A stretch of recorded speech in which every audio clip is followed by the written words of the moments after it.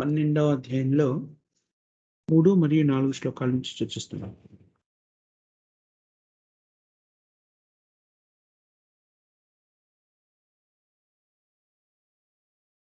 ప్రపంచ శాంతికి సంబంధించినటువంటి వివరణని శ్రీల ప్రభుపాదుల వారు అనేక సందర్భాల్లో మనకి తెలియజెప్పారు. ప్రపంచ శాంతి కావాలి అంటే ఏం చేయాలి? వ్యక్తులందరూ కూడాను భగవద్భక్తిని స్వీకరించినప్పుడు ప్రపంచ శాంతి ప్రత్యేకమైన ప్రయత్నం లేకుండా ఒనగూరుతుంది అని చెప్పారు.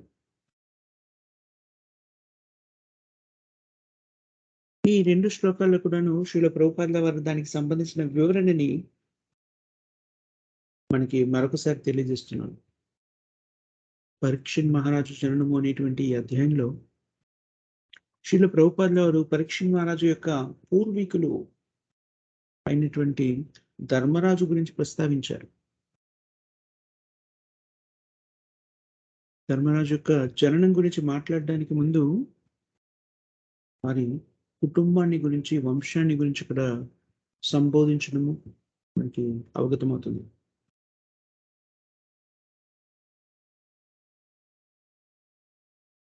చివరి 7 రోజులలో పరీక్షిత్ మహారాజు యొక్క చివరి 7 రోజులలో శుకదేవ్ గోస్వామి ద్వారా శ్రీమద్ భాగవతానికి సంబంధించిన పరిజ్ఞానాన్ని అవగతం చేసుకున్నారు పరీక్షిత్ మహారాజు. శ్రవణం, కీర్తనం అనే 2 కార్యక్రమాలు సంపూర్ణంగా జరిగాయి. ఏమిటిది? శుకదేవ్ గోస్వామి కీర్తనం చేయడము, పరీక్షిత్ మహారాజు శ్రవణం చేయడము, ఈ 2 కూడాను ఏకకాలంలో జరిగి ఇద్దరు కూడాను పరిపూర్ణులయ్యారు. శ్రీమద్ భాగవతం యొక్క గొప్పతనం అదే. శ్రీమద్ భాగవతాన్ని అధ్యయనం చేసినప్పుడు శ్రోత, వింటున్న వాళ్ళు, ప్రవక్త, ప్రవచిస్తున్న వాళ్ళు ఇద్దరు కూడా ముక్తిని పొందుతారు.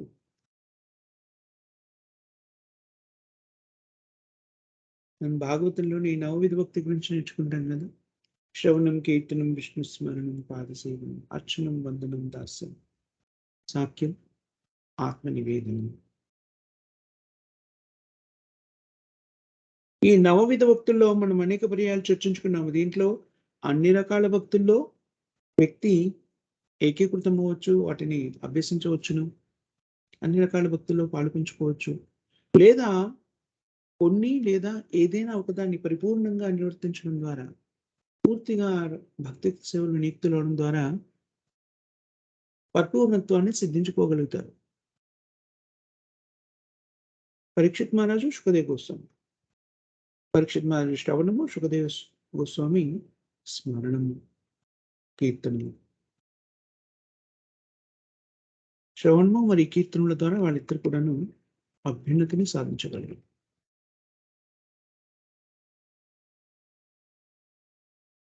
భగవంతుడికి సంబంధించి ఆధ్యాత్మిక పురోగతిని సాధించాలి అంటే ఇది మాత్రమే మార్గం.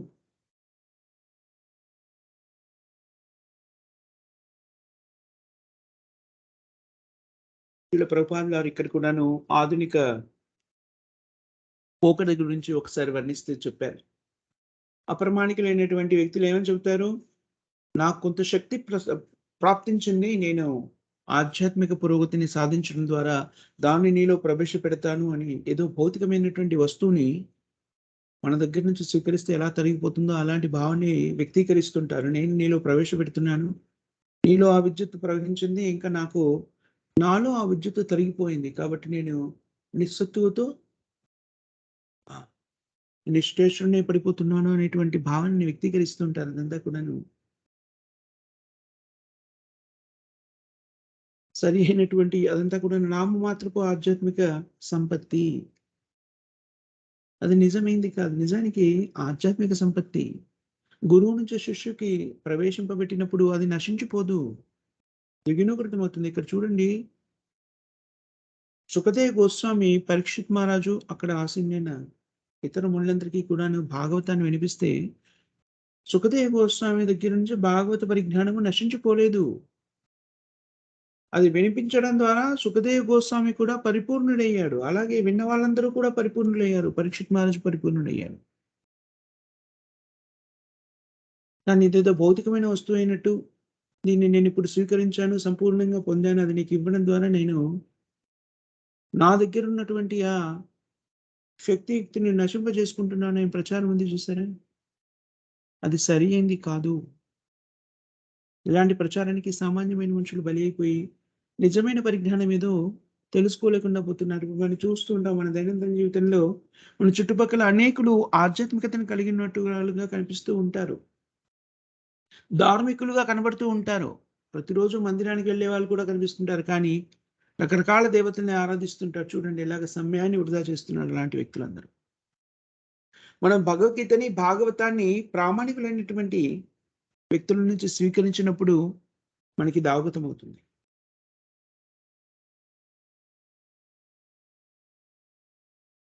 ఇక్కడ సుఖదేవ్ గోస్వామి ముని, పరీక్షిత్ మహారాజు, రాజు వాళ్ళిద్దరి మధ్య జరిగిన సంభాషణ ద్వారా శ్రీమద్ భాగవతం ప్రకటితమైనప్పుడు భాగవతాన్ని విన్న పరీక్షిత్ మహారాజు కానీ, భాగవతాన్ని ప్రవచించినటువంటి సుఖదేవ గోస్వామి కానీ, ఇద్దరిలో ఎవరు కూడా మూర్ఛపోవటం కానీ, లేకపోతే ఇంకేదైనా జరగడం కానీ ఏమి జరగలేదు.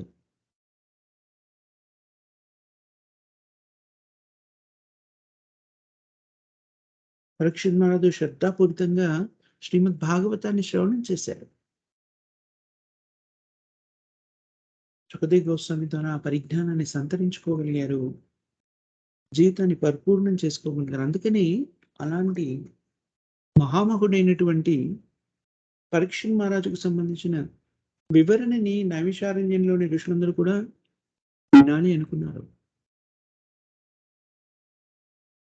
ఆధ్యాత్మిక పరిజ్ఞానానికి ఏకైక మార్గం ఏమిటి అంటే, ప్రామాణికమైన గురువు నుంచి ఆ పరిజ్ఞానాన్ని స్వీకరించడం. మనమందరం కూడా ఆ ప్రయత్నం ఇప్పుడు చేస్తున్నాము. శ్రీల ప్రభుపాద వారి గ్రంథాల నుంచి మనం ఎప్పుడైతే దీన్ని అభ్యసిస్తున్నామో అది ప్రామాణికమైనటువంటిది. చూడండి మనలో నిజంగానే ఇది శ్రద్ధగా ఎవరైతే ఆలపిస్తున్నారో వాళ్ళ జీవితాల్లో తప్పకుండా మార్పుని చేస్తుంది. మొన్నొక రోజు మనము నేర్చుకున్నాము. మాతాజీ అడిగారు కదా! ఒకానొక మాతాజీ రావడం మానేసారు. ఎందుకంటే తన జీవితంలో మార్పు జరుగుతుంది. అందుకు తను సిద్ధంగా లేరు. చూడండి మార్పు ఎలా జరిగిపోతుందో శ్రీల ప్రభుపాద వారి వచనాల్ని మనం విన్నట్టయితే ఎలా మార్పు జరుగుతుందో. మన కళ్ళ ముందే దైనందిన జీవితంలో జరుగుతున్నటువంటిది. శ్రవణము అనేటువంటిది శ్రీమద్ భాగవతం శ్రవణము అనేటువంటిది చాలా సరళమైంది. పెద్దగా కష్టపడక్కర్లేదు. ఏకాగ్రతతో భగవంతునికి సంబంధించిన పరిజ్ఞానాన్ని, దివ్యమైన లీలని వినడం మాత్రమే. చాలా సులభతరమైనదే అయినప్పటికిని ఎవరైనా ఆ సులభతరమైన పని కూడా చేయలేదనుకోండి, శ్రద్ధగా భగవంతుని యొక్క నామాన్ని, ఆ దివ్య లీలని వినలేదనుకోండి, వాళ్ళకి ఆ ఫలము అందకపోవచ్చు. అందదు కూడాను. అందుకని భాగవతాన్ని శ్రద్ధగా వినడము అనేటువంటిది చాలా ప్రాముఖ్యమైనటువంటి విషయం. ఇది భక్తియుక్త సేవ. హరే కృష్ణ మహామంత్రాన్ని ఎలాగైతే మనం జపిస్తామో అంతే ఆదరణతోని శ్రీమద్ భాగవతాన్ని కూడా శ్రవణం చేయాలి.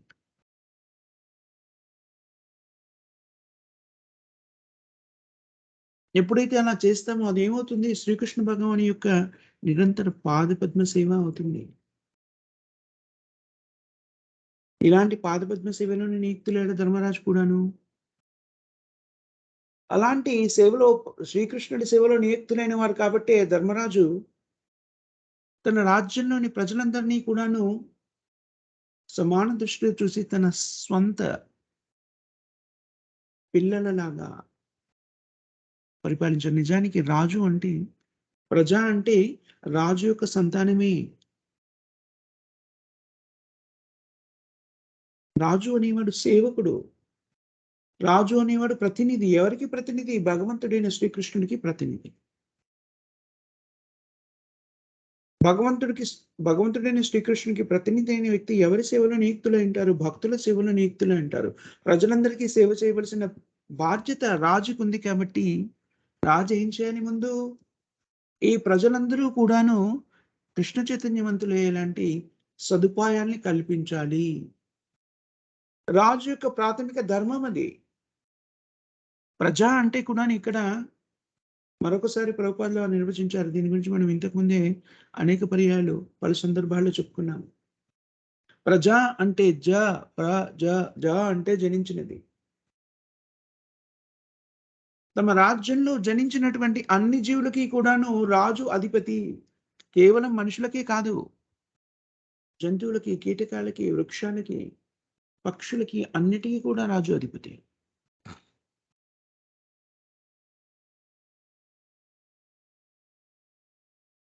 ప్రపంచ శాంతిని కోరుకుంటే కేవలం కోరుకుంటే సరిపోదు. భౌతికంగా అది కల్పించాలనే ప్రయత్నం చేస్తే కూడా అందులో సఫలీకృతులం కాదు.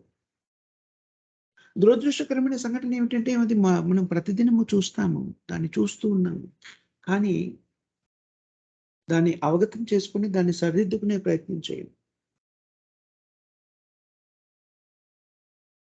కృష్ణపరమైనటువంటి పరిజ్ఞానము, కృష్ణ చైతన్యము అంటే అది కేవలం అందరి శ్రేయస్సుకు కారణభూతమవుతుంది. స్వీయ శ్రేయస్సు, సంఘ శ్రేయస్సు, సర్వ మానవాళి శ్రేయస్సు. ఇది అందరి శ్రేయస్కరానికి కారణభూతమవుతుంది. మానవాళి కాదు, సర్వజన జీవుల శ్రేయస్సుకి కారణభూతమవుతుంది. సర్వజీవులు. అందుకనే శ్రీల ప్రభుపాదుల వారు దీన్ని స్వీకరించమని అనేక మందికి, రాజులైన అనేక మందికి చెప్పారు ప్రపంచంలో. రూపాంతరాలు చేసినటువంటి ఆ ప్రచారానికి నిరూపణ ఇక్కడ జరిగింది అని తానే స్వయంగా తెలియజేస్తున్నాడు. ధర్మరాజు యొక్క ఉదాహరణ ద్వారా ఇక్కడ ధృవపరచబడింది. యద్యదాతరతిశ్రేష్టోస్తత్తదేవో తరోజన సయత్ ప్రమాణం కురితే లోకస్తుదని వర్ధతే.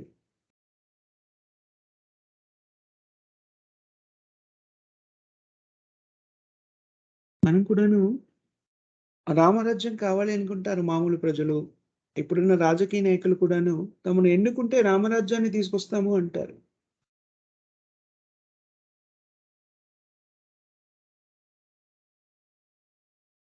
రామరాజ్యం అంటే చెప్పని వాళ్ళు చెబుతూ ఉంటారు. అడిగే వాళ్ళు అడుగుతుంటారు. నిజానికి అడిగే వాళ్ళకు సరిగ్గా తెలీదు. రామరాజ్యాన్ని కోరుకుంటున్నానంటే అర్థం ఏమిటి? రామరాజ్యం తీసుకొస్తానని చెప్పేస్తుంటాడు నాయకులు. దాని అర్థం ఏమిటి? రామరాజ్యము అంటే రామచంద్రుడు పరిపాలనని ధర్మయుక్తంగా, శాస్త్రబద్ధంగా పరిపాలించారు. అదే రామరాజ్యము అంటేను. రామరాజ్యము సుభిక్షంగా ఉండడానికి కారణం ఏమిటి? రాముడు రాజ్యాన్ని ధర్మయుతంగా, శాస్త్రాలకు అనుగుణంగా పరిపాలించారు. భారతదేశంలో పూర్వాశ్రమంలో రాజులుగా ఉన్న ప్రతి వాళ్ళు కూడాను చాలా వరకి చక్రవర్తులు, రాజులు వాళ్ళందరూ కూడాను శాస్త్రానికి అనుగుణంగా, శాస్త్ర ప్రకారంగా రాజ్యాన్ని పరిపాలించారు. శాస్త్ర ప్రకారంగా రాజ్యాన్ని పరిపాలించినప్పుడు ప్రజ అంటే మానవ రూపంలో ఉన్న జీవాత్మలే కాకుండా ఇతర జీవాత్మలు కూడా ఆధ్యాత్మిక పురోగతిని సాధిస్తాయి.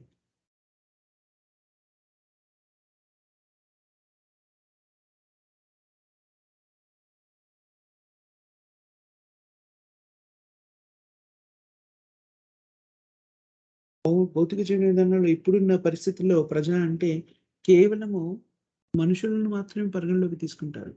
కానీ ప్రజా అనే పదానికి అర్థము అన్ని జీవరాశులు కూడా. అందుకని రాజైన వాడు సరి అయినటువంటి ధర్మయుతమైన రాజ్యాన్ని పరిపాలిస్తున్నప్పుడు జంతువధ లేకుండా చూడవలసిన బాధ్యత కూడా రాజుకుంది. జంతువులను పరిరక్షించడం కూడా రాజుల యొక్క బాధ్యతే.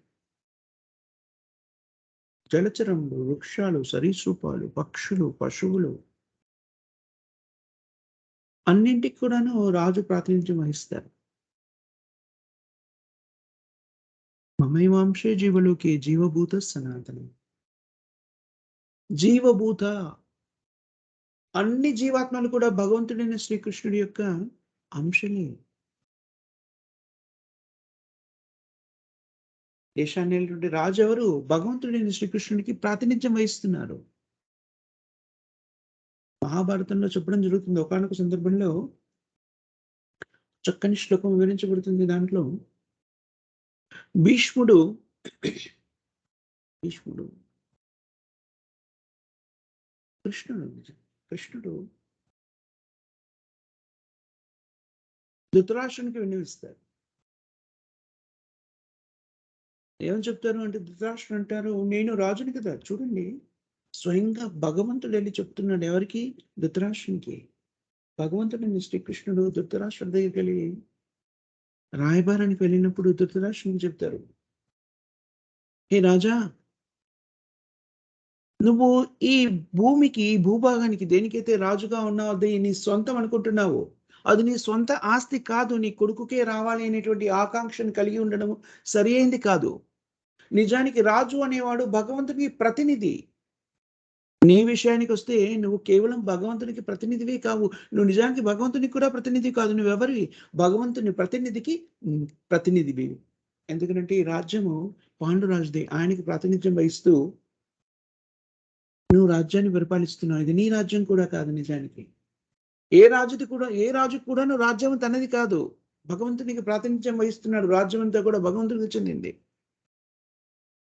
అలాంటిది నువ్వు ప్రతినిధికి ప్రతినిధివి. దాన్ని నీ కొడుక్కి ఇవ్వాలనుకుంటున్నావు. ఎంతవరకు అది సముచితము? ధర్మధ్వజాన్ని రక్షించవలసినటువంటి రాజువి నువ్వు అధర్మానికి పాల్పడవద్దు అని చెప్తారు.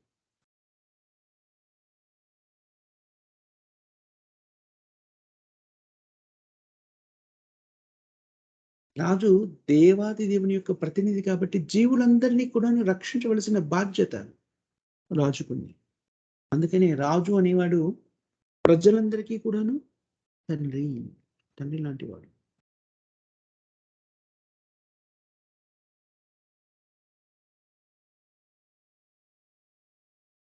ప్రస్తుత సమాజంలో ప్రస్తుతమైన రాజరికంలో ప్రజాస్వామ్యం కానివ్వండి, ఇంకా ఏ రకమైన ఇజం కానివ్వండి, కమ్యూనిజం, డెయిజం, మాయిజం ఏ ఏ రకమైన పరిపాలన కావించినా కూడాను ఈ పరిజ్ఞానము జనులలో లోపించింది. అది స్పష్టంగా మనకు అవగతమవుతోంది.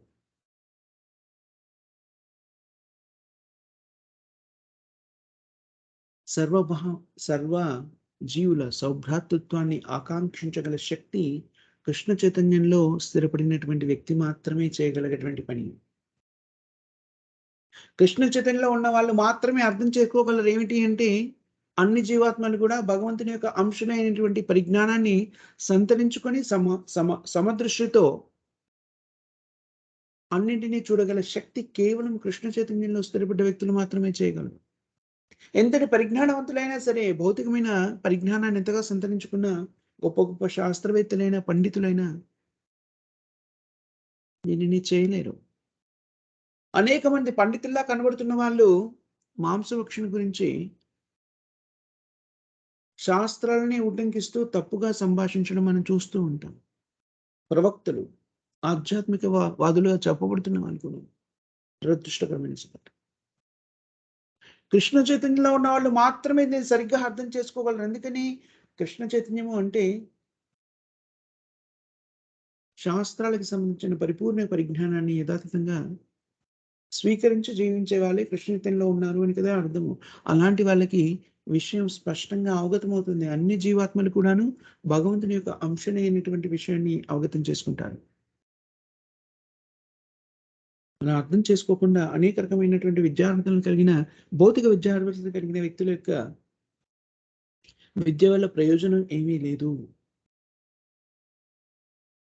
ధర్మరాజు కృష్ణ సంబంధమైనటువంటి కృష్ణ చైతన్య పరిజ్ఞానాన్ని సంపూర్ణంగా ఎరిగి ఉన్నవాడు.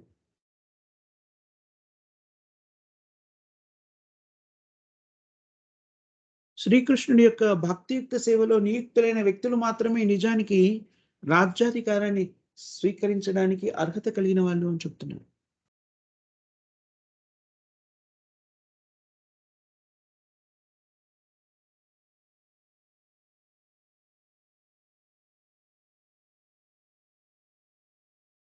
అందుకని కృష్ణుడిని సంపూర్ణంగా అవగతం చేసుకున్నాడు కాబట్టి ధర్మరాజు తన పాలనలో తన ప్రజలందరూ కూడాను కృష్ణ చైతన్యవంతులు కావాలి అనేటువంటి ఆకాంక్షించారు. ఆ విధంగానే తన పరిపాలనని కొనసాగించారు.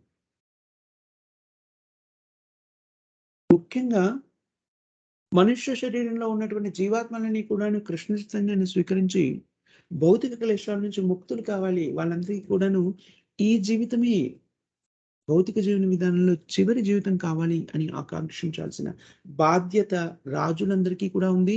రాజ్యాన్ని ఏలుతున్న రాజులు అలాంటి పరిస్థితులని, పరిసరాల్ని కల్పించాల్సినటువంటి ధర్మం ఉంది వాళ్ళకి.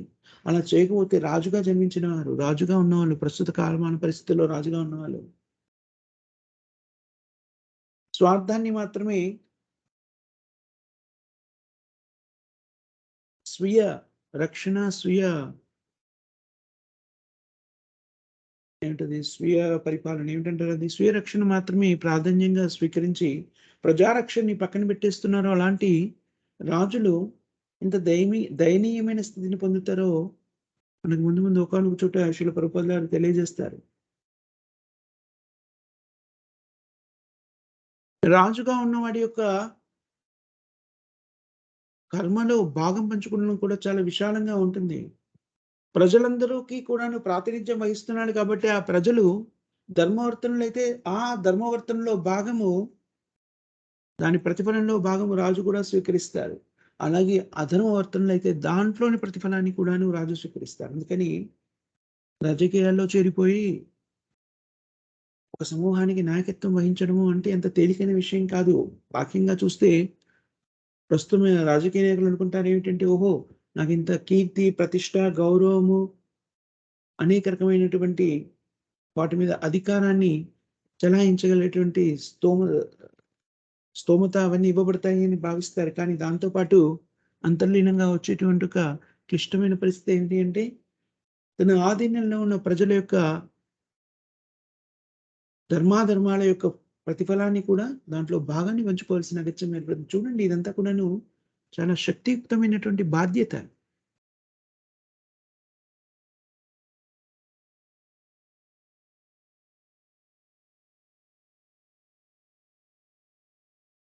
అందుకని రాజుగా ఉన్నవాడు ధర్మానుసారంగా రాజ్యాన్ని పరిపాలించాలి. ఎందుకు మిగిలిన వాళ్ళందరూ కూడా ఆహ్, ప్రజలుగా ఉన్న వాళ్ళందరితో పాలనలో ఉన్న వాళ్ళందరూ కూడా ధర్మయుక్తంగా మెదిలితే తనకి ముక్తి లభిస్తుంది, ప్రజలకి ముక్తి లభిస్తుంది.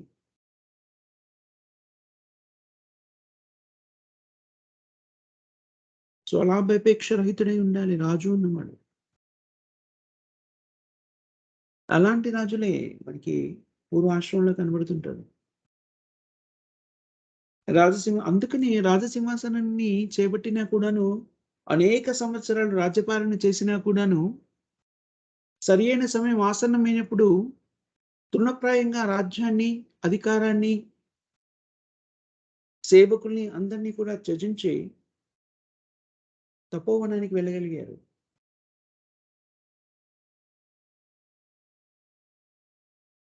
శ్రీకృష్ణ భగవానుని యొక్క సేవ అంటే ప్రపంచం మొత్తాన్ని కూడాను సేవించడం అవుతుంది. సృష్టినంతను సేవించడం అవుతుంది. అన్ని జీవాత్మల్ని సేవించడం అవుతుంది. అందరి దేవదేవతల్ని సేవించడం అవుతుంది. శీల ప్రభుపాద గారి ఉదాహరణ అనేక పర్యాయాలు ఇస్తారు. మనం కూడా దీని గురించి చర్చించుకున్నాము. ఒక వృక్షం సస్యశ్యామలంగా వృద్ధి చెందాలి అంటే దాని వేళ్ళకి నీళ్లందించాలి మనం. అప్పుడు దాని కాండాలు కానివ్వండి, ఆకులు కానివ్వండి, రెమ్మలు కానివ్వండి అన్నీ కూడా సస్యశ్యామలంగా ఉంటాయి. కానీ వాటిలో ఒక్కొక్క విభాగానికి నీళ్లందించి వేళ్ళకి నీళ్లందించలేదనుకోండి, ఆ చెట్టు పూర్తిగా కృషించి నశించిపోతుంది. అన్నింటికి మూలమెవరు? ఈశ్వర పరమ కృష్ణ సచ్చిదానంద విగ్రహ అనాదిరాదిర్ గోవింద సర్వకారణ కారణము. అన్నింటికి మూల కారకుడు భగవంతుడైన శ్రీకృష్ణుడు. ఆ మాధవుడిని సేవిస్తే అన్ని రకాల జీవాత్మల్ని, మొత్తం సృష్టిని, ప్రపంచాన్నంతా కూడా సేవించిన వాడిని.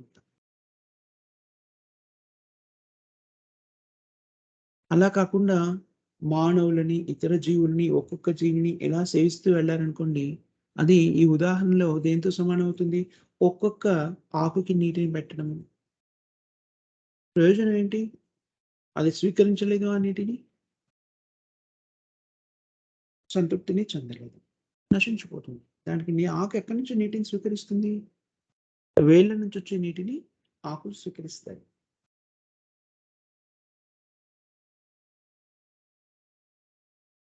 అందుకని మానవులందరూ కూడా సస్యశ్యామలంగా ఉండాలంటే, ప్రపంచ శాంతి కూడా జరగాలి అంటే చేయవలసిందేమిటి?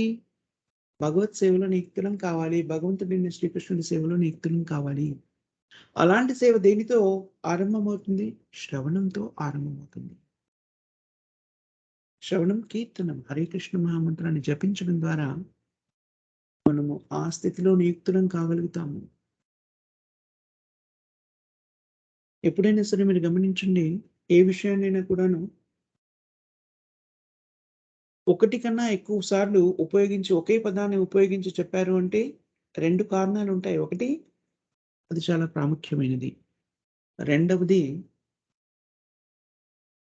దానిని శ్రద్ధగా ఆలకించవలసిన అగత్యం ఉంది. ప్రాముఖ్యమైనప్పుడే నిజానికి అది శ్రద్ధగా ఆలకించమని చెప్తారు. ఒక విధంగా చెప్పాలి అంటే, ఒక్కసారి కన్నా ఎక్కువగా ఉపయోగించే పదానికి మూల కారణం ఏంటంటే, అది చాలా ప్రాముఖ్యమైనది. తద్వారా ఆ ప్రాముఖ్యమైన విషయం మీద వ్యక్తులకి ఆకర్షణ కలగడానికి, దాని మీద ప్రత్యేకమైన శ్రద్ధ కలగడానికి అది మళ్ళీ మళ్ళీ చెప్పడం జరుగుతుంది.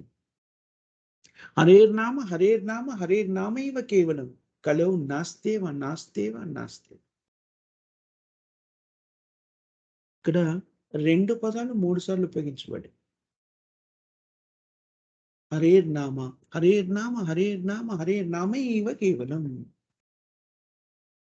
కలౌ నాస్తేవ నాస్తేవ నాస్తేవ గతిరన్యత. హరినామము, హరినామము, హరినామము, హరినామము ఒక్కటే కేవలము.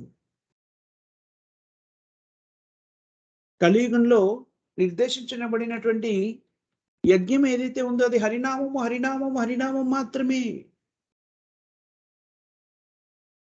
నాస్తివ ఇంకేం లేదు, ఇంకేం లేదు, ఇంకేం లేదు. రెండిటిని కూడా 3 సార్లు ఉపయోగించవచ్చు. హరినామాన్ని 3 సార్లు, నాస్తివ ఇంకేం లేదు అనే పదాన్ని 3 సార్లు వినియోగించారు.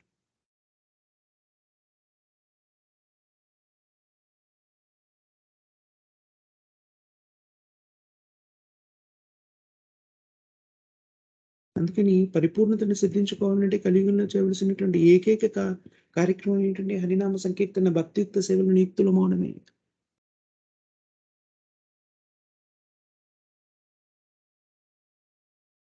ప్రస్తుత మానవ సమాజంలో మనకి రాజులు సరైనటువంటి పరిజ్ఞానాన్ని కలిగి ఉండి లేరు. కానీ శ్రీల ప్రభుపాదుల వారి కృప వల్ల మనకి ఈ పరిజ్ఞానం లభించింది. స్వీకరించని వాళ్ళకి, లభించని వాళ్ళకి ఎలాగో వాళ్ళు దాన్ని ఎలాగో స్వీకరించి ముందుకెళ్ళలేరు. కానీ పరిజ్ఞానం లభించి దీనికి సంబంధించినటువంటి విజ్ఞానాన్ని సంతరించుకున్న మనము దీన్ని నిష్టగా అవలంబించడం ద్వారా మనని మనం ఉద్ధరించుకోవడమే కాకుండా ప్రపంచంలోని జీవులందరినీ కూడాను ఉద్ధరించిన వాళ్ళమవుతాము. అందుకనే మనం ఒకానొక సందర్భంలో చెప్పుకున్నాము. మీరు ఏ రకమైన వ్యక్తులైనా సరే, మానవ సేవనే చాలా ముఖ్యమైనది. ప్రజా శ్రేయస్సుని కోరుకుంటున్నారన్నా కూడా మీరు చేయవలసిన పనేమిటి అంటే, హరినామాన్ని జపించడమే.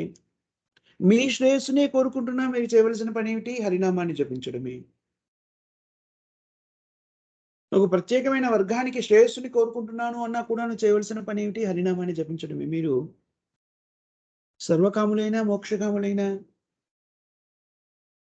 కామ్య కర్మలో నియుక్తులైన వ్యక్తులైనా కూడాను మీకు శ్రేయస్కరమైనటువంటి ప్రతిఫలం లభించాలి అంటే కలియుగంలో చేయవలసినటువంటి ఏకైక విధానం ఏమిటంటే హరినామాన్ని జపించడమే. హరే కృష్ణ, హరే కృష్ణ, కృష్ణ కృష్ణ హరే హరే, హరే రామ, హరే రామ, రామ రామ హరే హరే.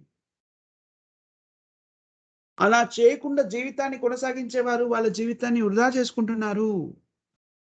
దాంట్లో ఎలాంటి సందేహము లేదు.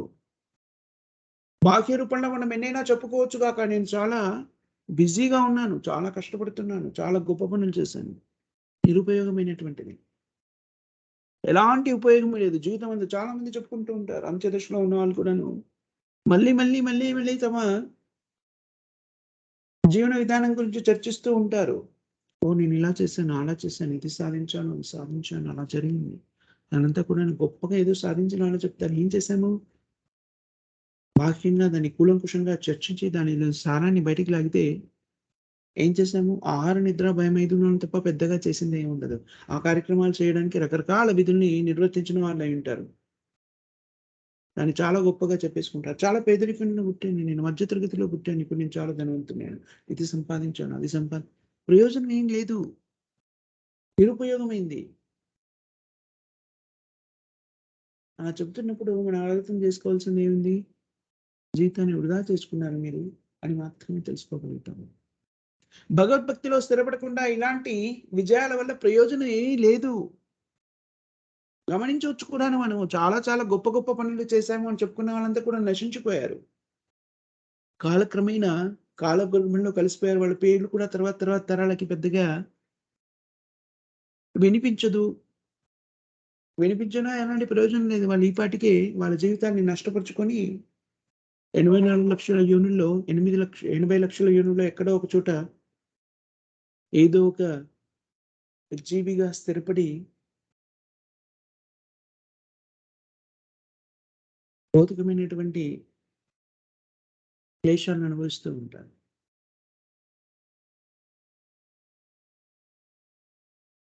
అందుకని మన జీవితాన్ని సఫలీకృతం చేసుకోవాలి అంటే మనం చేయవలసిన ఏకైక పని ఏమిటి అంటే భక్తియుక్త సేవలో నియుక్తులం కావడం. ఆ భక్తియుక్త సేవ హరినామంతో ఆరంభమవుతుంది. హరే కృష్ణ, హరే కృష్ణ, కృష్ణ కృష్ణ హరే హరే, హరే రామ, రామ రామ హరే హరే. ఇది మనము మన జీవితంలోకి ఎంత శీఘ్రంగా అన్వయించుకొని దాని ప్రకారంగా జీవితాన్ని కొనసాగిస్తామో, అంత శీఘ్రంగా మనము భౌతిక బంధనాల నుంచి ముక్తులం కాగలుగుతాము. మానవ జీవితం యొక్క లక్ష్యం అదే.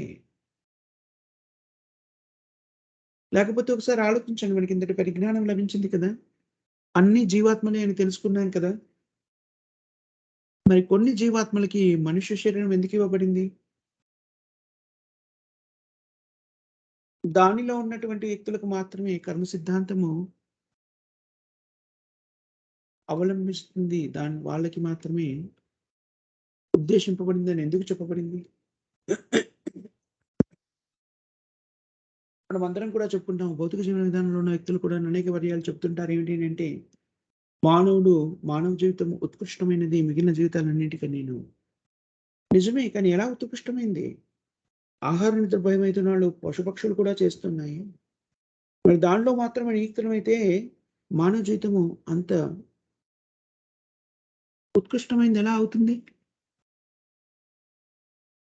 మానవ జీవితం ఉత్కృష్టమైనది అంటే దాంట్లో సందేహం లేదు. ఎందుకు ఉత్కృష్టమైంది అంటే, అత్యంత ఉన్నతమైన పరిజ్ఞానము మానవ శరీరంలో ఉన్న జీవాత్మకి అందజేయబడింది. ఎందుకని? జన్మ, మృత్యు, జరా, వ్యాధి నుంచి బయటపడగలిగి జీవాత్మల యొక్క అంతిమ లక్ష్యమైనటువంటి జీవేర స్వరూపే కృష్ణ నిత్యదాస్. సహజ సిద్ధమైనటువంటి స్వరూప సిద్ధి అయినటువంటి కృష్ణ సేవలో నియుక్తులవ్వడానికి మాత్రమే మానవ జీవితం ఇవ్వబడింది. ఆ విషయాన్ని తెలుసుకొని అటువైపు పయనించడానికి మాత్రమే మానవ శరీరం ఇవ్వబడింది. అది కాకుండా మనం ఇంకే రకమైన కార్యక్రమాలు చేసినా ఎంత గొప్పగా చెప్పుకున్నా కూడాను నిష్ప్రయోజనమైనవి, నిష్ఫలమైనవి. అందుకని మనం ఏ కార్యక్రమం చేస్తున్నా కూడాను శ్రీకృష్ణుని కేంద్ర బిందువుగా పెట్టుకొని చేయాలి. అది ఎక్కడి నుంచి ఆరంభమవుతుంది? ఎలా ఆరంభమవుతుంది? మనం 16 మాలలు జపించడం అనేటువంటి దాంతో హరే కృష్ణ మహామంత్రాన్ని జపించడంతో ఆరంభమవుతుంది. మనం ఇంతకుముందు కూడా ఒకసారి చెప్పుకున్నాం. శిల ప్రభుపాదులు వారు చెప్పారు. భౌతికమైనటువంటి విధి విధానాలన్నీ కూడాను ఎంత గొప్ప కార్యమైనా కూడాను శూన్యమే. మన అర్హతలు కానివ్వండి, వనరులు కానివ్వండి, గొప్పగా సాధించాము అనుకుంటున్న విద్యార్హతలు కానివ్వండి, అన్నీ కూడాను శూన్యం, శూన్యం, శూన్యం. 0, 0, 0, 0, 0. వాటన్నింటికి కూడా విలువ ఎప్పుడొస్తుంది? మీరు కృష్ణ చైతన్యాన్ని స్వీకరించారనుకోండి, మీ భౌతికమైనటువంటి అర్హతలన్నీ కూడాను అన్నిటికి కూడాను ఒక పరిపక్వత లభిస్తుంది. ఎందుకని? ఆ అర్హతల ద్వారా వాటిని భగవత్ సేవలో వినియోగించడం ఎప్పుడైతే మీరు మొదలెడతారో అవన్నీ కూడాను ప్రాముఖ్యమైనవి అయిపోతాయి. అందుకని మనుష్య జీవితాన్ని గడుపుతున్న మనమందరము చేయవలసినటువంటి ప్రాథమిక ధర్మం ఏంటంటే హరే కృష్ణ మహామంత్రాన్ని జపించడము. భగవంతుడైన శ్రీకృష్ణుడి సేవలో నియుక్తులం కాగలగడము.